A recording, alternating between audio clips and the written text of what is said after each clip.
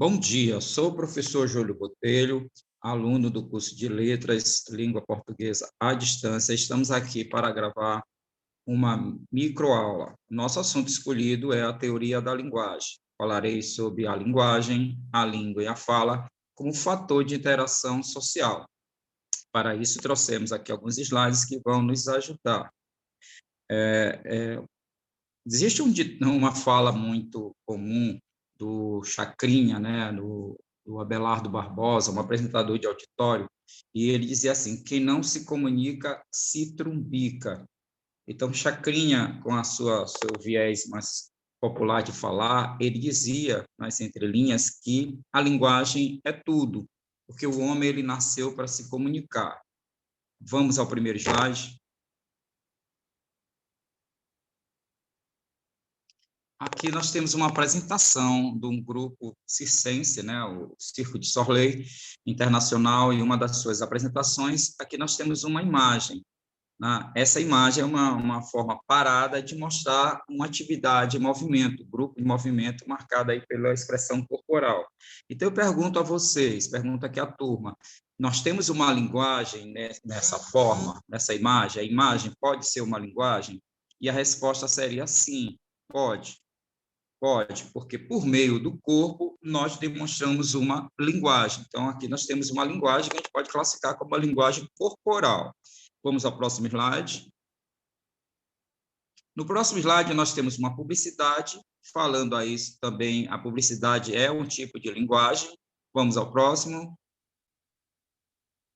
Também, as pinturas, embora sejam imagens, elas também nos remotam, elas também nos passam uma determinada linguagem. Por exemplo, as pinturas nos passam a linguagem que a gente chama de catarse, né? O sentimento através da pintura, que é o quadro primeiro, o quadro menor, que é o quadro do Eugénie Delacroix, Liberdade e Ganho do Povo, alusiva à Revolução Francesa, um marco no romantismo mundial, e o quadro do Cândido Portinari, Os Retirantes, pertencente ao modernismo. Esses quadros nos passam diferentes linguagens, diferentes comunicações. Vamos ao próximo. O próximo é mais um quadro, né, uma espécie de paródia da Liberdade que é do Povo, e a gente pode falar de uma outra linguagem, a intertextualidade, que é o diálogo entre as linguagens. Próximo. Dessa forma, nós podemos entender, como está aí nesse contexto, que a linguagem ela é uma atividade humana de interação social, ou seja, só o homem pode produzir linguagem. Animais não produzem linguagem, animais produzem sinais comunicativos. E não, então, por meio da linguagem, o homem pode se comunicar com outro homem, pode se comunicar com o meio em que ele vive e pode se comunicar com si mesmo, estabelecendo essa comunicação. Então, a linguagem ela é uma atividade universal, é uma forma universal. Então, por meio de gesto, por meio de cores, por meio de símbolos, por meio da fala, você pode se comunicar. Então, dessa forma, se divide em dois tipos de linguagem, aliás, três tipos, né? Que é a linguagem falada, verbalizada, a linguagem escrita, que faz parte da linguagem verbal, falada ou escrita. Aí nós temos o segundo grupo, que é a linguagem não verbal, que ela é simbolizada através das cores, dos símbolos, dos gestos, dos sons. E tem o que a gente chama hoje de linguagem multimodal, que é a linguagem mista, né, falada e escrita, muito usada na internet, através dos emojis, dos ícones, dos memes, ok? Então, assim, da linguagem verbalizada, da linguagem falada, nós temos a língua. E como aqui nós temos abaixo uma definição, a língua é o quê? Uma linguagem baseada em signos linguísticos, né? Os sinais linguísticos. O próximo slide ele vai falar sobre a língua. Então, aqui, na questão da língua, nós temos um quadro do H, né? Uma tira do H, um quadrinho, e esse quadrinho ele traz elementos dessa linguagem por meio da língua. E aqui você tem nitidamente alguns momentos, né, algumas funções da linguagem, que a gente fala, alguns mecanismos que traz essa linguagem, que é o falante, o ouvinte, a mensagem, nós temos o contexto, nós temos um código que é falado e o canal pelo qual essa mensagem está vinculada. Então, esses elementos da comunicação, eles são importantes. E aqui vamos destacar a língua, no caso aqui, a língua escrita, né? Porque nós estamos lendo. Então, aqui, a língua, repito, uma atividade verbalizada, que ocorre por meio da fala ou por meio da escrita, certo? Então, a linguagem seria o quadrinho, o que nós usamos para nos comunicar, e a língua seria a língua portuguesa. Vamos ao próximo slide. Aqui uma espécie de linguagem, né? Ligado a jornais, você tem a linguagem falada em cima e você tem a simbologia. Muitas revistas utilizam hoje as imagens para que o texto não fique muito cansativo, muito demorado. Então, ao invés de você estar lendo um texto de maneira linear, né, que era característico dos jornais de há um tempo atrás, agora as imagens mostram mais. Por exemplo, aqui no slide à direita, ele está falando sobre a devastação numa região amazônica. Então, melhor do que falar é mostrar, né?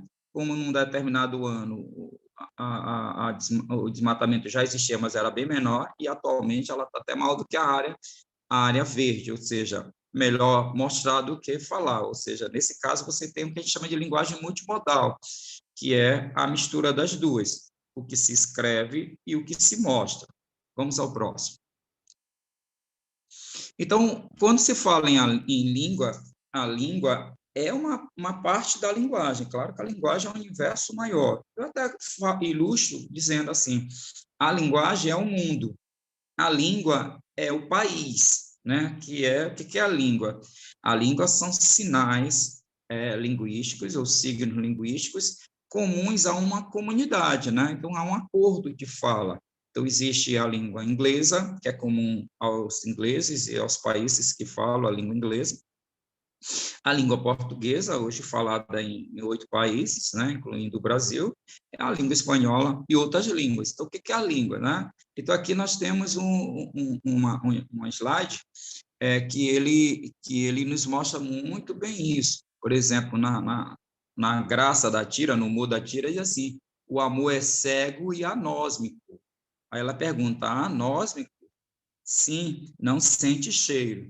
Então, se você perceber a intencionalidade dessa tira, quando eu digo assim, o amor é cego, a nossa percepção de mundo, na leitura da língua, né, da língua portuguesa, ela consegue nos levar a uma identidade. O que quer dizer que o amor é cego? No sentido literal, é que o amor não vê defeitos, né? O amor passa por cima do defeito. Mas existe uma palavra aí que não é comum, a palavra anósmico. Então, essa palavra anósmico, ela se traduz o quê? No significante, que é como ela é escrita, como ela é falada, e no significado. Você viu que ele não entende, quando ele entende quando ele diz que o amor é cego, mas quando diz que o amor é anósmico, ele não entende, né? E dessa forma, é preciso que se saiba o que é o significante, para que se tenha noção desse significado, e aí sim a língua cumpre sua função. Vamos para o próximo slide. Então, no próximo slide, ele está falando sobre isso. O que são os significantes? Significantes são os símbolos escritos ou falados, né? As letras e os fonemas, as palavras. Então, por exemplo, você tem a palavra cão, que é o significante. Qual é a imagem desse significante? É o significado. Então, é assim que funciona o nosso cérebro, né? Mais ou menos no processo do computador. Você digita alguma coisa e aparece na tela uma imagem. A mesma coisa, a gente visualiza ou ouve algo e na nossa imagem vem na nossa inteligência vem essa imagem, tá? Então, você tem cão aí em vários países e a imagem vai ser sempre a mesma. Então, os significantes podem ser diferentes e os significados mesmos. Vamos para o próximo? E aí entramos na fala. O que é a fala? Ó, se a linguagem ela é o universo, a língua é o país, a fala é uma região do país. Por quê? Porque a fala é como você faz o uso comunicativo da língua. E aí, nesse caso, você leva em questão as culturas, né? O histórico, a geografia, o tempo. Então, você tem a fala. A fala passa a ser vinculada a um fator de variação linguística. Por exemplo, mesmo em Portugal, digamos assim, a nossa matriz da língua, a mãe da língua portuguesa, mesmo em Portugal, que teoricamente deve ser o país que melhor fala a língua portuguesa, né? Porque a língua portuguesa nasce com eles, é do dia a dia deles. Mesmo em Portugal, você encontra variações linguísticas em determinados contextos. O regional, né? Quando você tem o país sede, que é Lisboa, e tem os outros países que ficam no entorno de Lisboa, então você tem a variação nesses países, não, perdão, nesses estados. Você tem as marcas sociais, que Portugal também tem, né, e o Brasil também, né, as marcas sociais, e, claro, o fator histórico, né, Portugal foi fundado no século XII, o Estado de Portugal nasceu no século XII, então nós temos aí muito tempo, né, que essa da história para contar. E o Brasil, esses fatores, essas diferenças no modo de falar, elas são gritantes, elas são discrepantes.